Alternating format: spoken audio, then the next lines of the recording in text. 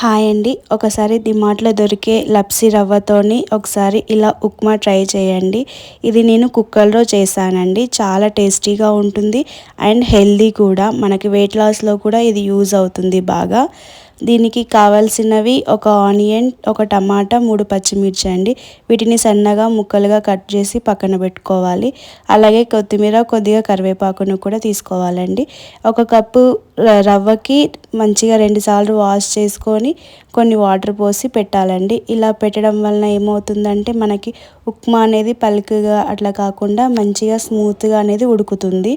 ఇలా పక్కన పెట్టుకున్న తర్వాత ఒక కుక్కర్ పెట్టుకొని ఆయిల్ టూ స్పూన్స్ ఆయిల్ వేసి మంచిగా హీట్ అవ్వనివ్వాలి. ఇలా మంచిగా హీట్ అయిన తర్వాత ఒక స్పూన్ ఆవాలు, హాఫ్ టీ స్పూన్ జీలకర్రను కూడా వేసి మంచిగా వేగనివ్వాలండి. ఇలా వేగుతున్న టైంలో మనం ముందుగా కట్ చేసి పెట్టుకున్న ఆనియన్ ముక్కలు అయితే ఉన్నాయి కదా, ఆ ఆనియన్ ముక్కల్ని కూడా దీంట్లో వేసుకోవాలండి. ఆనియన్ ముక్కల్ని ఇందులో వేసుకొని మంచిగా గోల్డెన్ బ్రౌన్ కలర్ వచ్చేంత వరకు వేయించుకోవాలండి. ఎందుకంటే ఈ ఆనియన్ని మంచిగా ఫ్రై చేసుకుంటే టేస్ట్ అనేది చాలా బాగుంటుందండి.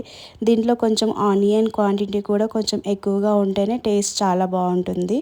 దీంట్లోనే మళ్ళీ కొన్ని పచ్చిమిర్చిని కూడా కట్ చేసి పెట్టుకున్నాం కదా, పచ్చిమిర్చి కరివేపాకును కూడా వేసి మరొకసారి కలుపుకోవాలండి. అలాగే టమాటా ముక్కల్ని కూడా వేసి బాగా కలుపుకోవాలి.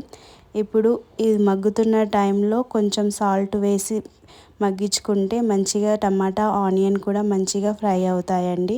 వాటికి సాల్ట్ అనేది పట్టుకుంటుంది, టేస్ట్ బాగుంటుంది. తర్వాత కొంచెం అల్లం వెల్లుల్లిపాయ పేస్ట్ కూడా వేసుకొని బాగా కలుపుకోవాలండి. అల్లం వెల్లుల్లిపాయ పేస్ట్ వేయడం వలన ఏంటంటే కొంచెం ఫ్లేవర్ బాగుంటుంది. ఇలా కలుపుకుంటూ ఉన్న తర్వాత మనం ముందుగా నానబెట్టుకున్న రవ్వ ఉంది కదా, దాంట్లో నుంచి వాటర్ మొత్తం డ్రైన్ చేసేసి ఆ రవ్వని కూడా వేసి బాగా కలుపుకోవాలండి. టూ మినిట్స్ అట్లా రవ్వని కూడా ఫ్రై చేసుకోవాలి. అలా ఫ్రై చేసుకోవడం వల్ల ఏంటంటే మొత్తం ముద్దగా కాకుండా మంచిగా పొడి పొడిగా అయితే వస్తుంది. దీంట్లోకి మనం ఏ కప్తోనైతే రవ్వ తీసుకున్నామో అదే కప్తో 2 గ్లాసుల వాటర్ అయితే పోసుకొని విజిల్కి అయితే పెట్టాలండి. దీంట్లో కొద్దిగా కొత్తిమీరను కూడా వేసి కుక్కర్ మూత పెట్టి విజిల్కి అయితే ఇవ్వాలండి. కొత్తిమీరను కూడా వేసుకొని ఒకసారి కలుపుకొని బాగా మంచిగా కలుపుకొని కుక్కర్ మూత అయితే పెట్టుకోవాలండి. ఇలా కుక్కర్ మూత పెట్టుకున్న తర్వాత ఒక 2 విజిల్స్ అయితే రానివ్వాలి. 2 విజిల్స్ వచ్చిన తర్వాత కొంచెం సేపు అలా వదిలేస్తే మంచిగా స్మూత్గా రెడీ అవుతుంది మనకి ఉప్మా అనేది. తర్వాత సర్వింగ్ బౌల్లోకి తీసుకోవాలి. అంతే అండి, ఎంతో టేస్టీగా ఉండే ఉప్మా రవ్వ అయితే చాలా బాగుంటుందండి. ఇది లప్సీ రవ్వ, డిమార్ట్లో దొరికే లప్సీ రవ్వతో అయితే నేను చేశాను. చాలా హెల్దీ కూడా, చాలా బాగుంటుంది. ఇది వెయిట్ లాస్కి కూడా బాగా యూజ్ అవుతుంది. వీడియో నచ్చితే సబ్స్క్రైబ్ చేయండి.